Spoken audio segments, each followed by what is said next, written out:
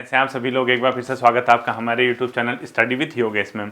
कल हमने देखा था उत्तराखंड के भौगोलिक परिचय के बारे में, जस्ट इंट्रोडक्शन था वो, मतलब कि स्टेट के बारे में कितना कौन सा है, कौन सा जिला कहाँ पे है, ये चीज़ थी। ठीक है, अब जिनको लगा था कि आज क्लास नहीं आएगी उनके लिए 2 मिनट का मौन आप रख सकते हैं। आप सोच सकते हैं कि उनको ये भी लग रहा होगा कतिपय छात्रों को कि अब नहीं पढ़ाएंगे, एक दिन कह दिया कि अब रोज क्लास आएगी, कल से नहीं आएगी, या मतलब आज फिर स्किप कर दिया। ऐसा नहीं बच्चों, आज थोड़ा सा मॉर्निंग के टाइम पे स्वास्थ्य हल्का सा ढीला था, इस वजह से मैंने सुबह क्लास नहीं दी। अभी मैं ऑफिस से आने के बाद, अगर टाइम ये वीडियो जब भी आप तक पहुँचे, अभी हो रहा टाइम 7 बजे, ठीक है, 7:05 और आज की दिनांक 28 तारीख।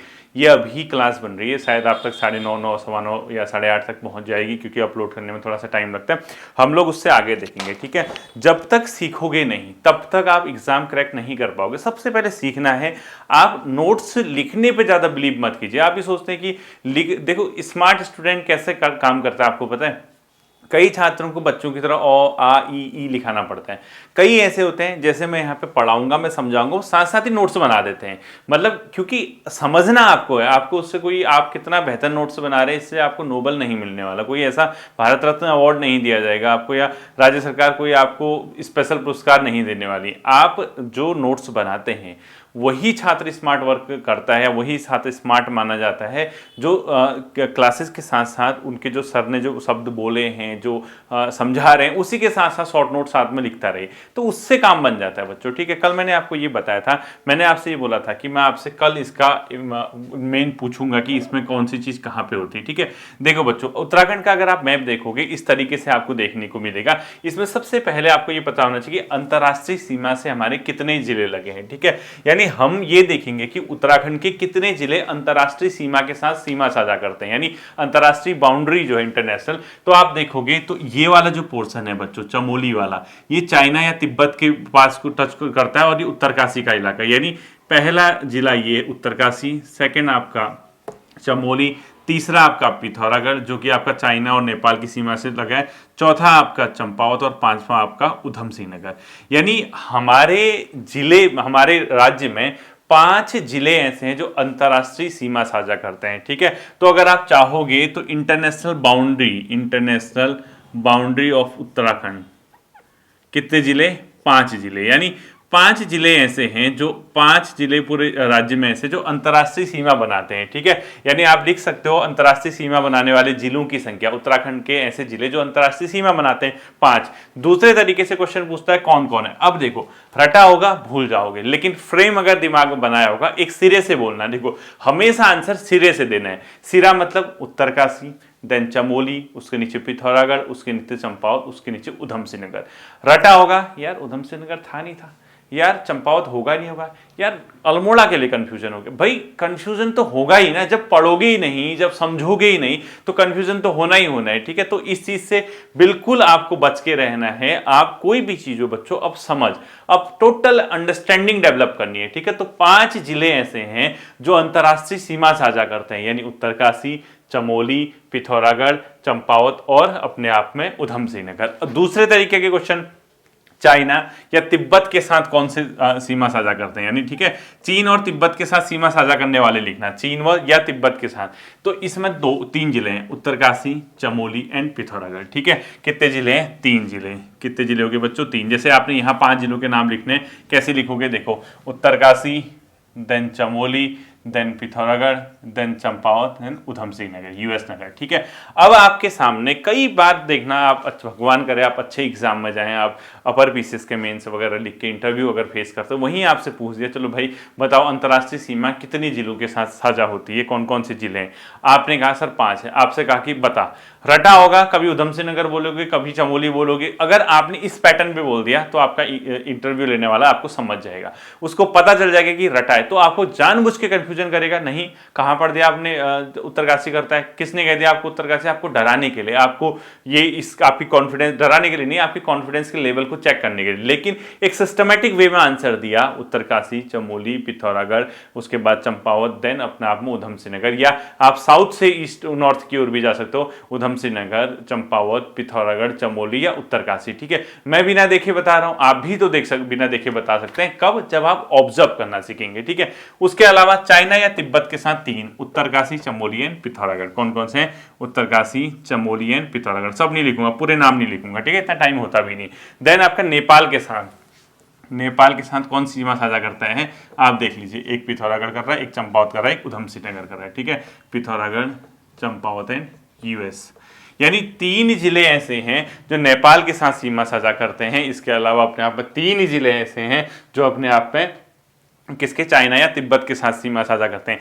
आप ही में से एक बहुत विद्वान छात्र था, उसने ये पूछ दिया, सर 3 वो हैं, 3 में तो 6 हो गए, आपने तो 5 बताया था। अरे भाई 5 मैंने बताया था, उसमें पिथौरागढ़ ऐसा है जो कॉमन है। अब क्वेश्चन जो पूछे जाएगा, कौन सा जिला एक से अधिक देशों के साथ अंतर्राष्ट्रीय सीमा साझा करता है? वहां आंसर क्या होना चाहिए? पिथौरागढ़। इसीलिए आपको दोनों में कॉमन चेक करना है। नेपाल के साथ पिथौरागढ़ भी सीमा साझा करता है और चाइना या तिब्बत के साथ पिथौरागढ़ सीमा साझा करता है। इसका सीधा सीधा तात्पर्य है कि पिथौरागढ़ एक ऐसा जनपद है जो 2 जनपदों के साथ क्या करता है, दो राष्ट्रों के साथ सीमा क्या करता है? साझा करता है, अंतर्राष्ट्रीय सीमा, ठीक है। क्या आपको ये लगता है कि ये क्वेश्चन कभी आप गलत कर पाओगे? मुझे नहीं लगता है, ठीक है। अब दूसरा क्वेश्चन आपके लिए होमवर्क है। अब ये भी तो पता चले ना कि आप, अब देखो कई लोग कह रहे होंगे क्या पढ़ा रहा है इतना बेसिक। अरे ये भाई ये बेसिक से है क्लासेज।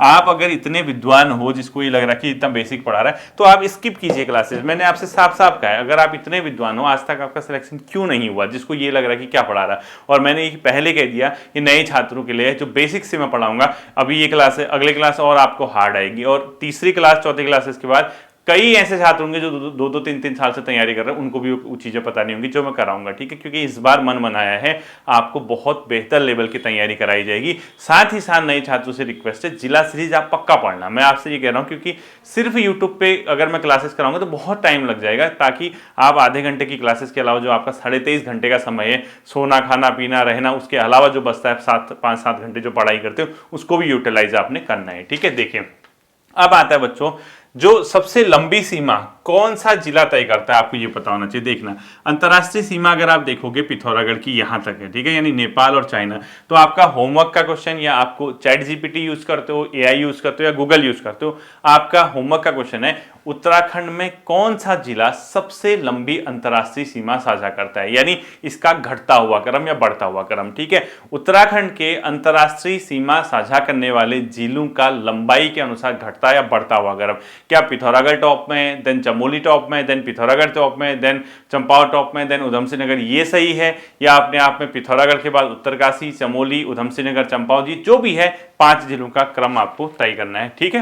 ये आपका होमवर्क हो गया। इसके बाद आप देखना बच्चों अगली चीज, जो अंतर्राष्ट्रीय सीमा के अलावा कई बार क्या पूछता है, कितने जिले आंतरिक जिले हैं? तो लिखो उत्तराखंड के आंतरिक जिले, उत्तराखंड के आंतरिक जिले, ठीक है।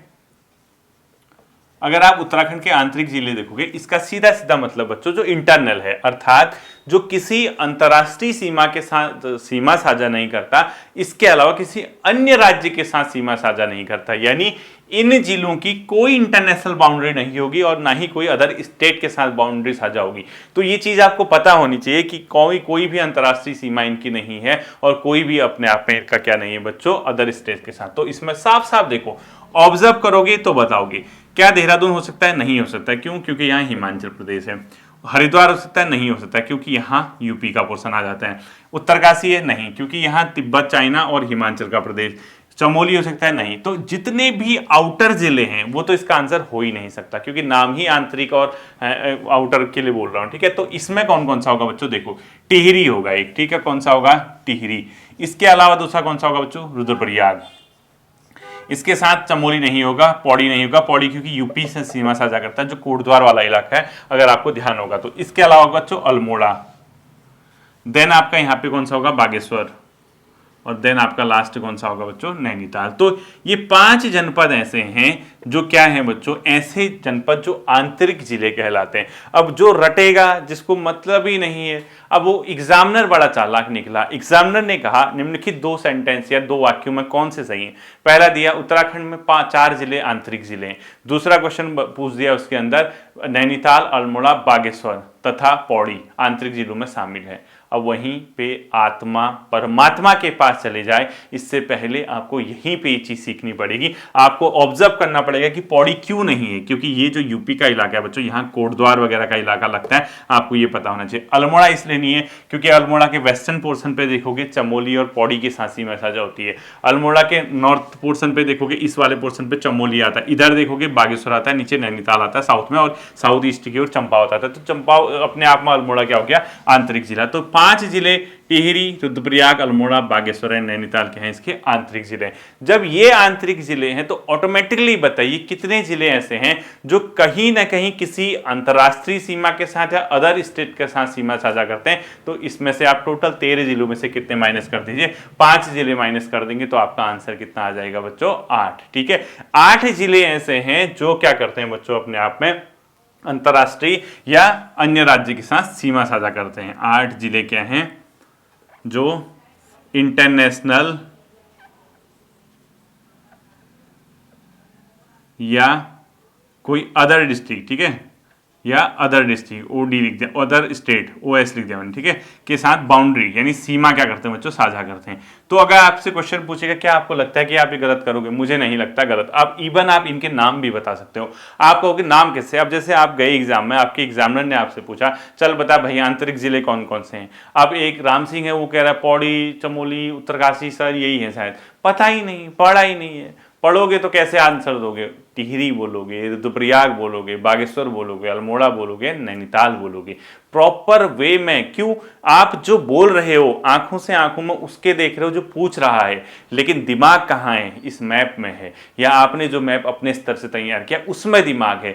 दिमाग भी सही जगह है, आंखें भी सही जगह, तो आंसर सही हो जाएगा। आंखें सही है, दिमाग कहीं और, तो आंसर नहीं हो पाएगा। ठीक है, तो ये सिर्फ ऐसा नहीं कि आपसे कोई पूछेगा तभी आप इसका आंसर बता पा रहे हैं। एग्जामिनर कभी आपसे ऑब्जेक्टिव पेपर में पूछेगा तब भी आप इसका क्या कर सकते हो बच्चों, आंसर बता सकते हो। ठीक है, अब देखो 2 अंतरराष्ट्रीय सीमा मैंने बता दी, नेपाल की बताई, चाइना की बताई।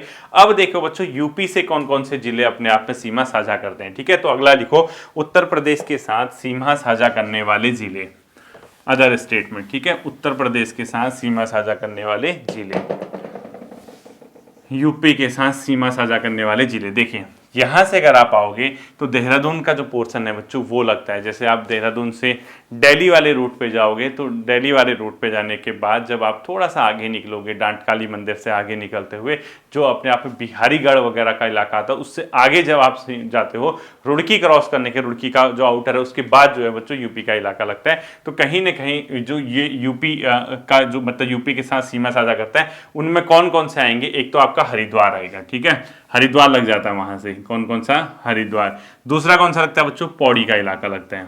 क्या लगता है दूसरा, पौड़ी। तीसरा कौन सा लगता है आपका, यूएस नगर का। ठीक है, यानी 3 जिले ऐसे हैं properly, US Nagar, Pauri, Haridwar and Nainital.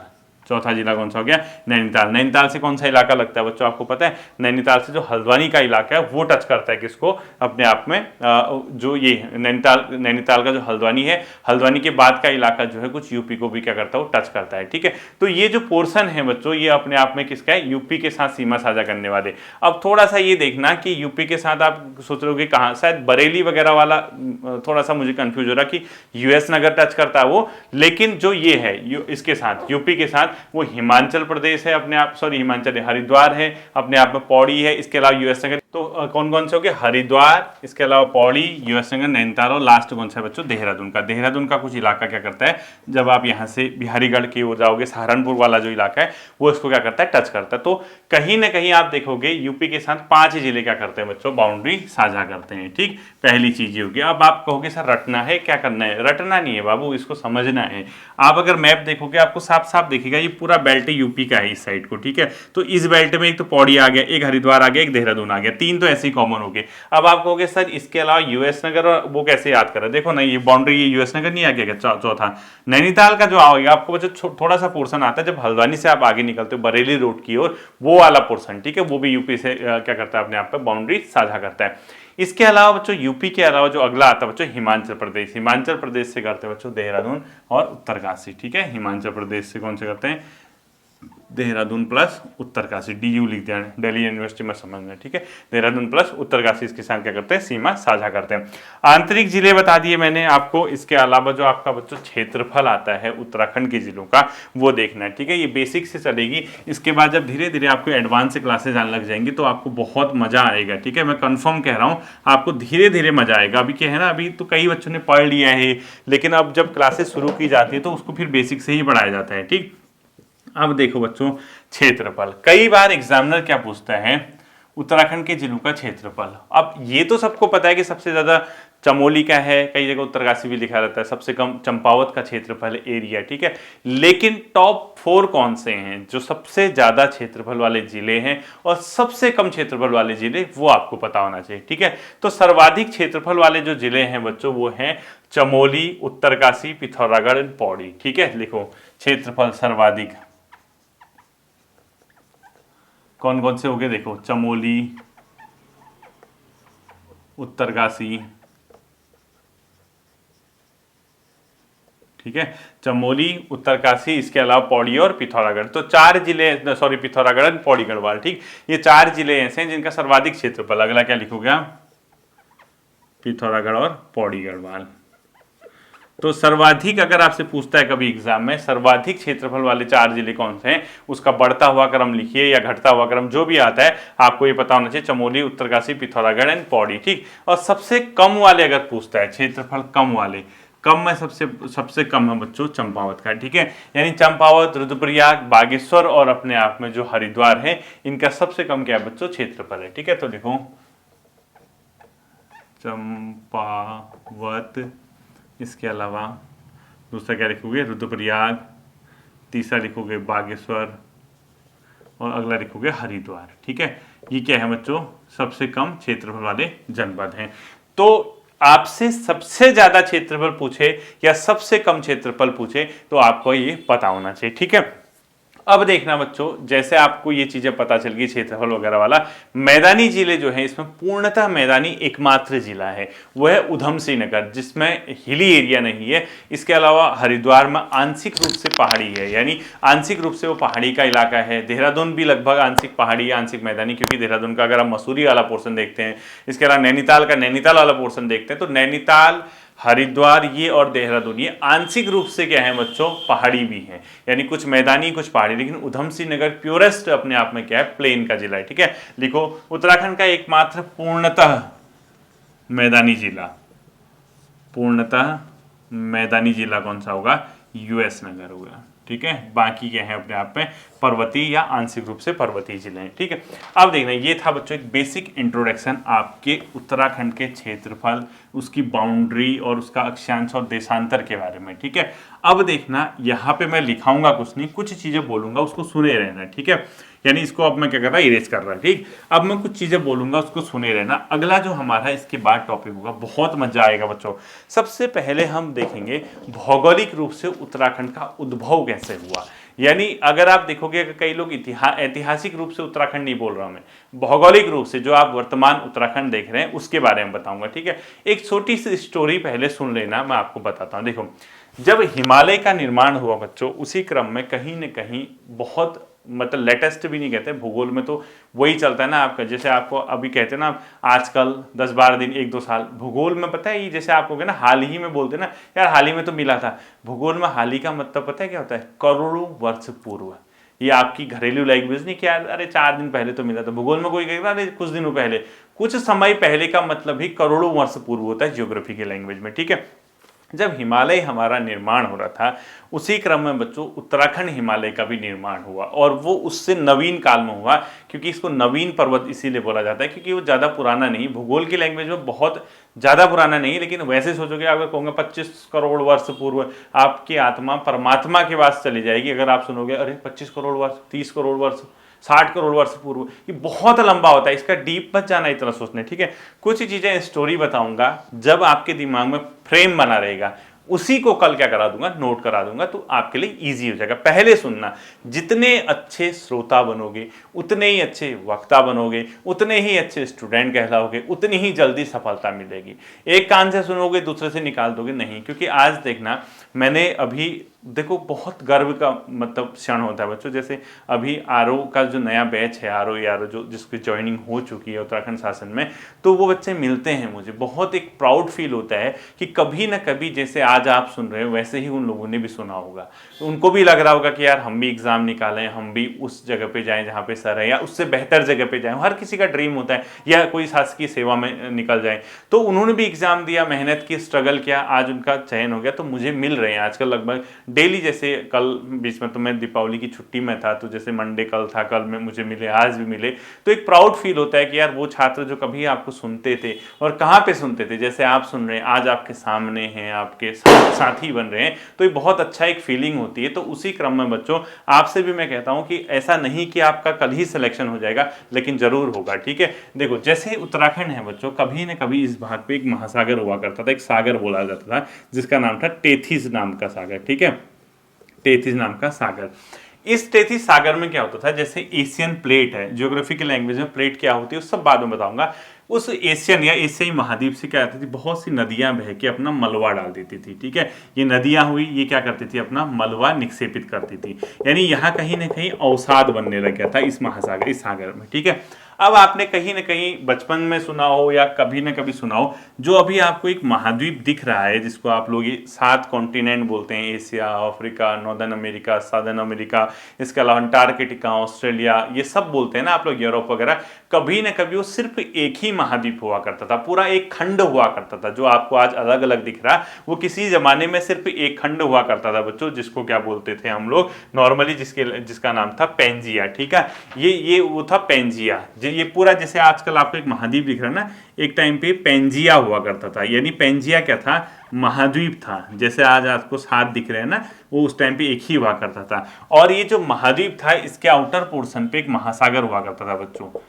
ये महासागर, ये जो मैंने डैश डैश कर दिया, इसको बोलते थे बच्चों पेंजिया के अलावा पैंथालासा। ठीक है, यानी पेंजिया और पैंथालासा ये 2 चीजें हुआ करती थी। उसमें एक ही महासागर था, पैंथालासा। ये क्या था, महासागर। ठीक है, ये पहले सुन लो, लिखोगे कल, लिखने का नहीं है। ठीक है, ये पेंजिया क्या था, महाद्वीप था, इसके बाहर समुद्र था, सागर था, जिसको महासागर था, जिसको क्या बोला गया था, पैंथालासा बोला गया था। समय का चक्र था बच्चों, इसके कहीं ना कहीं आसपास एक टेथिस नाम का सागर भी हुआ करता था, जिसकी मैं यहाँ पे बात कर रहा हूँ। ठीक है, अब क्या था बच्चों, समय बदला, समय के साथ धीरे धीरे धीरे धीरे धीरे क्या हुआ, इसमें 2 ही पोर्शन हुआ करते थे, एक नॉर्थ में एक साउथ में। ये वाला जो पोर्शन था बच्चों, ये वाला जो ऊपर टेथिस महासागर के जो नॉर्थ वाला पोर्शन था, जैसे ये टेथिस हो गया ये वाला। ठीक है, इसके जो नॉर्थ वाला पोर्शन था, इसको बोला जाता था बच्चों क्या, अपने आप का अंगारा लैंड। जैसे ये टेथिस नाम का महासागर हो गया ना, टेथिस ये महासागर, ये टेथिस नाम का सागर था। ये वाला जो पोर्शन था, जिसमें वर्तमान नॉर्थ अमेरिका, उत्तरी अमेरिका नाम सुना होगा आपने महाद्वीप, इसके अलावा यूरेशिया, यूरोप और एशिया। ठीक है, यूरेशिया, ये यूरोप और एशिया समझ लो, इसको बोला जाता था बच्चों अंगारा लैंड। ठीक है, क्या बोलते थे, अंगारा लैंड बोलते थे।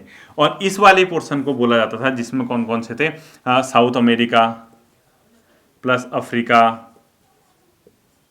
इसके अलावा ऑस्ट्रेलिया, अंटार्कटिका, इसके अलावा इंडिया का पोर्शन भी। ठीक है, इसको बोला जाता था गोंडवाना लैंड। एक समय में कब बोला जाता था, क्या ये सब हिमालय की उत्पत्ति के समय में पढ़ाऊंगा। नॉर्मल आपको एक स्टोरी बता रहा हूँ। एक जहाँ पे अभी आपको पूरा एक महाद्वीप दिख रहा है, वहाँ एक ही हुआ करता था पेंजिया, जिसके 2 भाग थे। एक का नॉर्थ अमेरिका और यूरोप का इलाका था, जिसको अंगारलैंड बोलते थे। एक टेथिस के दक्षिण में था, जिसको south America, Africa, Australia, Antarctica, India, इसको गोंडवाना लैंड। इसके बीचों बीच एक सागर था, टेथिस नाम का सागर। समय का चक्र था बच्चों, धीरे धीरे क्या हुआ, ये अलग हो गए, सेपरेट हो गए। पृथ्वी की आंतरिक गति के कारण को, प्लेटो के मूवमेंट के कारण को, समय के साथ साथ ये सब अलग हो गए।